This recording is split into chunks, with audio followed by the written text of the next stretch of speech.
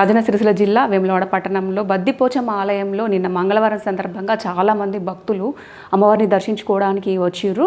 వేములవాడ శ్రీ రాజరాజేశ్వర స్వామి అనుబంధ ఆలయమైన శ్రీ బద్దిపోచమ్మ వారి ఆలయం మంగళవారం రోజు బోనాలు మొక్కులు చెల్లించుకునే భక్తులతో సందడి నెలకొంది. భక్తులు భక్తి శ్రద్ధలతో అమ్మవారిని దర్శించుకొని బోనం నైవేద్యం సమర్పించి మొక్కు తీర్చుకున్నారు.